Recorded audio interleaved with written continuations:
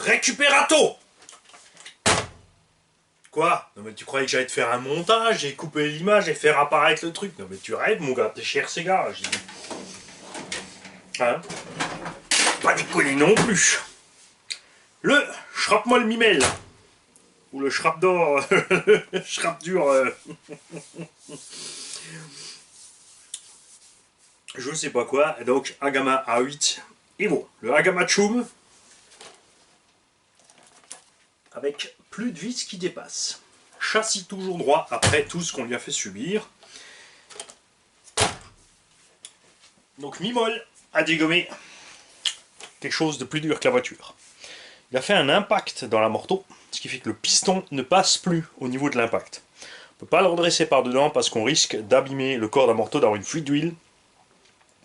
Alors, j'ai pris la disqueuse et j'ai coupé un bout de piston.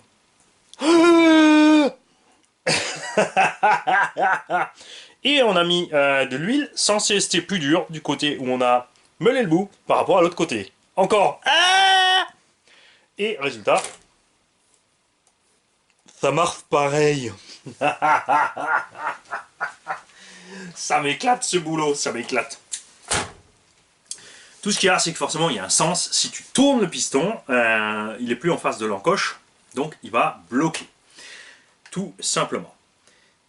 Pour les axes de triangle avant qui étaient tordus, un coup de marteau, tu l'auras deviné.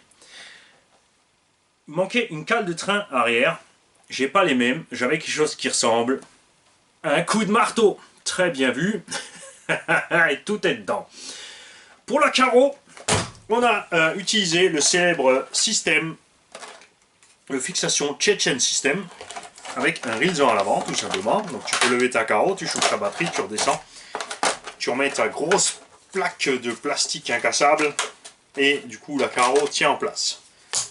N'oubliez pas qu'un shrapnel, le but quand tu as un shrapnel, c'est pas de changer des pièces à gogo, c'est l'inverse, c'est de faire tenir un max avec le moins de dépenses possible. Ça, c'est une chute. On a dépensé un rilsan. Ok. Mais le poids du rilsan, on l'a économisé sur le piston d'un morteau. Hein,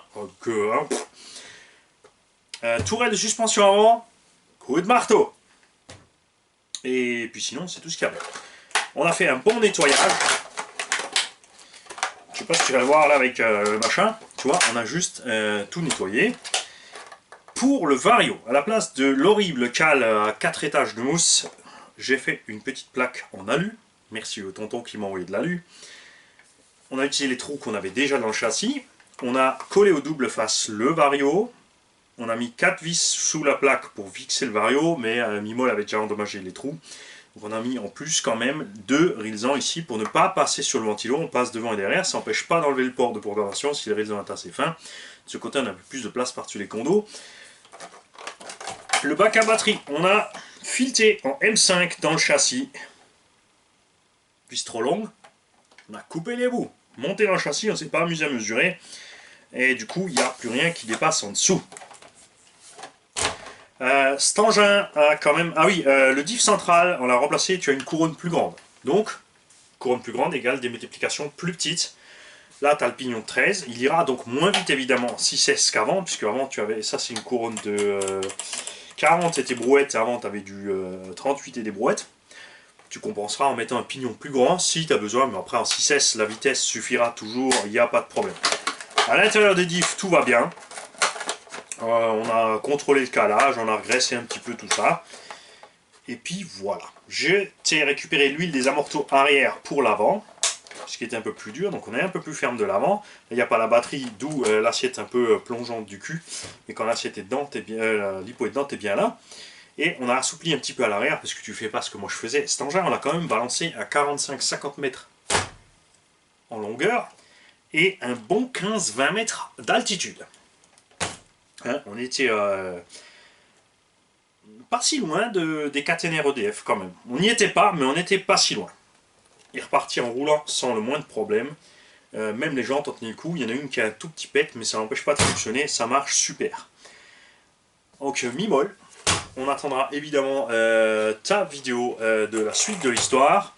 Ah, je t'ai changé aussi le petit embout ici que tu as perdu de la barre stab. Sur le train, c'est pas tout à fait le bon, donc on a dû forcer la rotule dessus. Mais tu vois, ça le dérange absolument pas. Il est donc prêt à repartir chez toi.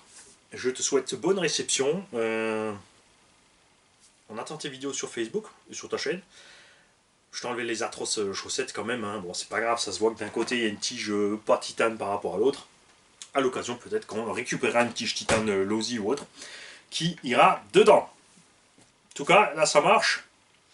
Et puis on n'a rien dépensé. C'est tout ce qui compte. Ce genre de châssis, c'est pas la peine de s'amuser à mettre des pare-chocs RPM devant derrière. Limite, ça peut protéger les triangles sur les impacts. Mais vu l'état du châssis, c'est le châssis, le skid. Donc ça ne joue plus. Les diffs que tu as envoyés avec, encore les 3 autres, viennent du ZD Racing, ne montent pas là-dedans de toute façon. Ils ne tiendront jamais la puissance qu'il y a ici à bord. C'est pas des diffs super fiables. Et puis ma foi, c'est tout. Le petit cornichon te remercie pour le jeu FIFA. Il adore, il s'éclate avec. Et puis j'ai oublié un truc, je l'ai oublié, c'est comme ça. Salut.